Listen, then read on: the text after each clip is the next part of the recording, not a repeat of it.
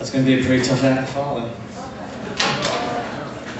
Alright, well, my name's Ed. I write under the pen name Donnie Darkhorse, and I've been writing for about 5 years, and I have a book coming out next month, and I want to read a couple poems for you. So.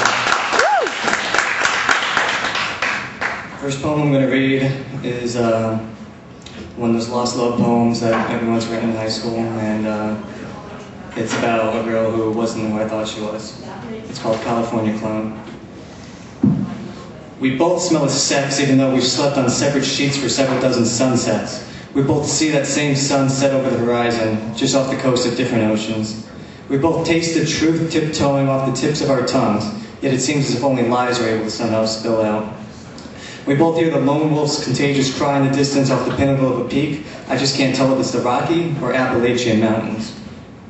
We both touch the train tracks that separate our souls as we walk in a tragic tightrope, but I know that she'll never meet me halfway, in a cornfield in Kansas or somewhere like that.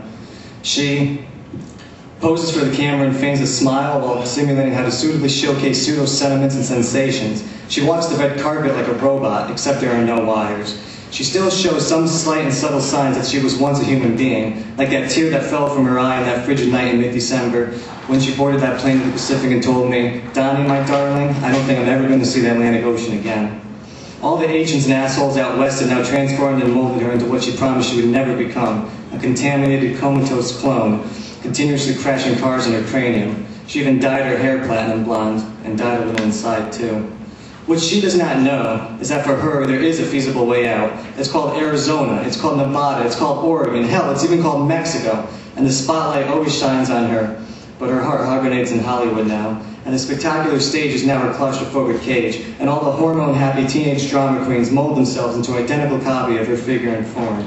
And all the world is a theater. And all its citizens merely help act out this traumatic treachery.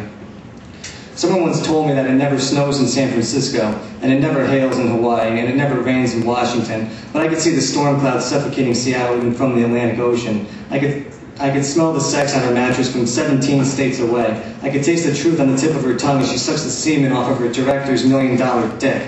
I could hear the lone wolf's cry high in the Rocky Mountains. I could touch the train tracks while the light at the end of my tunnel inches closer and closer. I see her on the screen and scream. I see her holding hands with Harrison Ford while her other hand holds an Oscar. I decide that this needs to come to an end, that she needs to open her eyes and realize what the Golden State has done to her. I need to save her from herself. I had plans to permanently plant peace back in our planet tonight, but in 4 minutes and 47 seconds I will march out of my one-room apartment. I will parade all 2,883 miles from New Haven, Connecticut to the City of Angels, without hitchhiking, without stopping to take a shit, hell, without even blinking or breathing. I don't know exactly what I'll do when I get there. Perhaps I'll catch a midnight show. But as soon as I cross that invisible line, she's right there waving and greeting the world, like she freaking owns the stupid city. I pull her off her pedestal and plead for her to please come home, but she pleads with the police take me away. I came all the way here with a purpose, but now that purpose seems to have slipped my mind.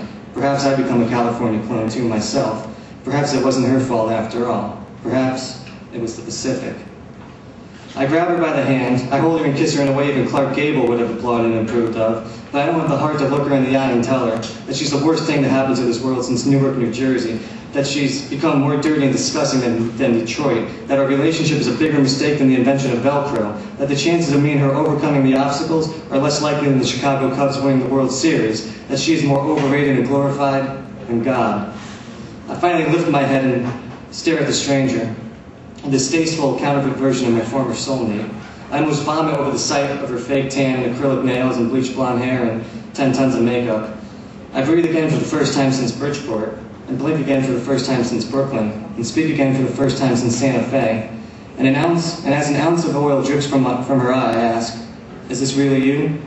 Is this what you truly want to do?" Her tears turn to ice. Her heart turned to stone. Her diamond ring turned to coal. My blood bled black gold. I cannot continue this sadistic charade for even another second, so I wave farewell to forever and say goodbye to the goddess of the Golden Globes, because this is not where I belong, this is not where people belong, this is a whole different world here. The air tastes different, the people act different, the rules are different, but I must escape before I get sucked into Beverly Hills black hole, before the red carpet turns into a tongue and swallows me whole, before Hollywood has a hurricane and the only remaining letters on a huge sign are H-O-L-Y, before California separates from the rest of America just like the scientists said it would. before the mannequins start to move, before the clones start to cry. I step on her star on the Walk of Fame and I sprint towards salvation at the state line, and when I get there, I don't even look back. And I hope that she doesn't assume that I'm ever going to look back, because the only time I will ever see California again is on an enormous silver screen at a matinee show. Maybe she'll make a cameo appearance in my dreams, but the only thing I have left to say to her is, I hope that the Hollywood sign doesn't fall from its mount and crush your corpse while you were crushing another actor's heart.